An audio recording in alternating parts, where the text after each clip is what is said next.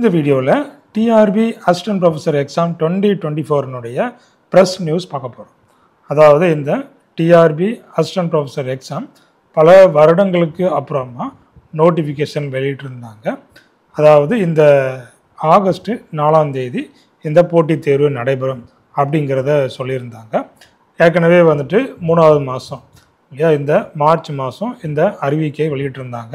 அதாவது 14/3/2024 இந்த டிஆர்பி எக்ஸாமுக்கான இந்த நோட்டிஃபிகேஷன் வெளியிட்டிருந்தாங்க. அதாவது இந்த ஆகஸ்ட் மந்தில் நடக்கும் அப்படிங்கிறதையும் சொல்லியிருந்தாங்க.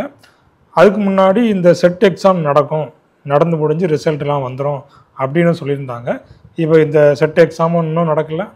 அதுக்கப்புறமா இந்த அசிஸ்டன்ட் ப்ரொஃபஸர் எக்ஸாம் அதுவும் அப்படியே தள்ளி போகுது.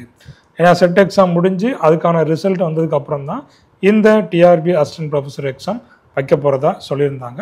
அப்போது இந்த செட் எக்ஸாம் எப்போ முடியுதோ, ரிசல்ட் வருதோ, அதுக்கு அப்புறமா தான் இந்த அசிஸ்டன்ட் ப்ரொஃபஸர் எக்ஸாம் வைப்பாங்க.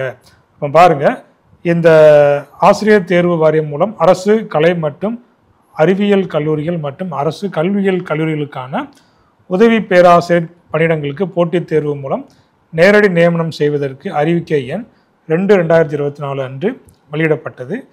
நேரடி நியமனத்திற்கான போட்டித் தேர்வு 4/8/2024 அன்று நடைபெறவிருந்த நிலையில் நிர்வாக காரணங்களால் ஒத்திவைக்கப்பட்டுள்ளது. தேர்வு நடைபெறும் நாள் பின்னர் அறிவிக்கப்படும். ஸோ எப்போ நடக்கும், எந்த மாதம் நடக்கும் அப்படிங்கிறத கூட சொல்லாமல் அப்படியே இதை ஒத்தி வச்சிருக்கிறாங்க.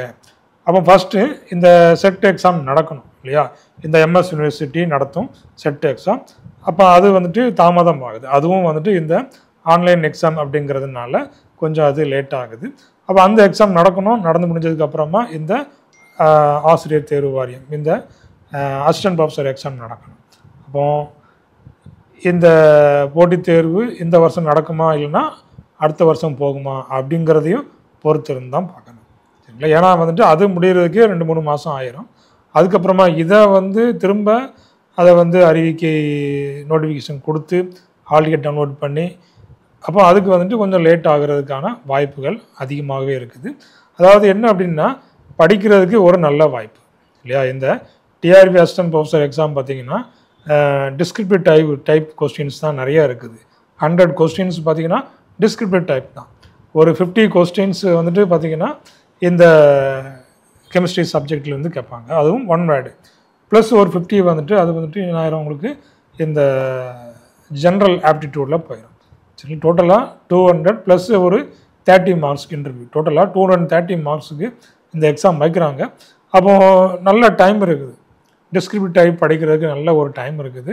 அப்போ இதுக்காக நம்ம ஆன்லைன் கிளாஸும் நடத்திட்டு இருக்கிறோம், ஆன்லைன் டெஸ்ட்டும் கண்டக்ட் பண்ணிகிட்டு இருக்கிறோம். அப்போ இதில் நீங்கள் சேரணுனாலும் நீங்கள் இந்த ஆன்லைன் கிளாஸஸில் நீங்கள் சேர்ந்து படிக்கலாம். அதாவது இந்த டிஸ்கிரிப்டிவ் டைப் கொஸ்டின்ஸுக்கு தான் அதிகமான மார்க், 100 மார்க்ஸ் கொடுக்குறாங்க. அதே போல் எம்சிக்யூ மல்டிபிள் சாய்ஸ் கொஸ்டினுக்கு 50 மார்க்ஸ், அதாவது மேஜரில் 50 மார்க்ஸு, அதே போல் ஜென்ரல் ஆப்டிடியூடில் பார்த்தீங்கன்னா 50 மார்க்ஸ் இருக்குது. அதனால் டிஸ்கிரிப்டிவ் டைப் தான் அதிகமான முக்கியத்துவம் கொடுத்து படிக்க வேண்டிய சூழ்நிலை இருக்குது. ஸோ அப்போ அதை படிக்கிறதுக்கான நல்ல ஒரு வாய்ப்பு, நல்ல ஒரு டைம் கிடச்சிருக்குது. இதை யூட்டிலைஸ் பண்ணி படித்தாங்கன்னா கண்டிப்பாக இந்த தேர்வில் வெற்றி பெறலாம். அப்போ இந்த எக்ஸாமுடைய டேட்டு எப்போ கொடுப்பாங்க அப்படிங்கிறத நம்ம அடுத்த வீடியோவில் நம்ம பார்க்கலாம். தேங்க்யூ, தேங்க்ஸ் ஃபார் வாட்சிங். இப்போ தான் என்னுடைய சேனலுக்கு நீங்கள் புதுசுனா என்னுடைய சேனலை சப்ஸ்கிரைப் பண்ணிவிடுங்க. டிஆர்பி சம்மந்தமான எல்லா நியூஸும் உங்களுக்கு உடனுக்குடன் வந்து சேரும்.